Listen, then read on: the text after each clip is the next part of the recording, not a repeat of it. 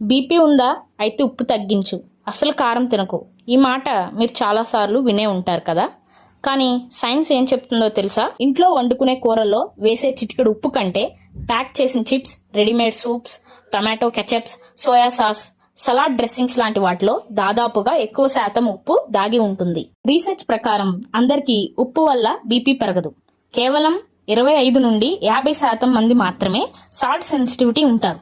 Salt sensitivity అంటే మనం తినే ఉప్పుకు తగ్గట్టు మన బ్లడ్ ప్రెషర్ లో మార్పులు రావడం, బరువు పెరగడం, క్రానిక్ గా స్ట్రెస్ ఉండడం, ఫిజికల్ ఇన్యాక్టివిటీ, ఆల్కహాల్ గానీ టొబాకో తీసుకునే వాళ్ళ ఎక్కువలో వల్ల మనకి బ్లడ్ ప్రెషర్ అనేది రైజ్ అవుతుంది. కానీ ఉప్పు వల్ల మనకి అంత తొందరగా బ్లడ్ ప్రెషర్ అనేది రైజ్ అవ్వదు.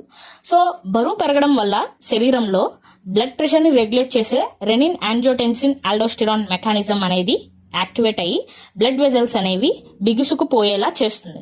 దానివల్ల మనకి బ్లడ్ ప్రెషర్ ఎక్కువ అవుతుంది. ఒకటి, కారం తింటే బీపీ పెరుగుతుంది అనేది మాటికి అపోహే. దాదాపు 43,000 మంది పై చేసిన ఒక స్టడీలో కారంలో ఉండే క్యాప్సిసిన్ అనే కాంపౌండ్ బ్లడ్ వెజల్స్ లో రిలాక్స్ చేసి బీపీని తగ్గించడానికి హెల్ప్ చేస్తుందని తేలింది. సో మనం ఇంట్లో వండుకునే ఫుడ్ లో కొద్దిగా ఉప్పు, కారం వేసుకోవడానికి భయపడకండి. ప్రాసెస్డ్ ఫుడ్స్ తగ్గించండి, హెల్దీగా ఉండండి. ఇలాంటి మరిన్ని మెడికల్ ఫ్యాక్ట్స్ కోసం ఇప్పుడే like, share, subscribe to my channel and also share it to your friends.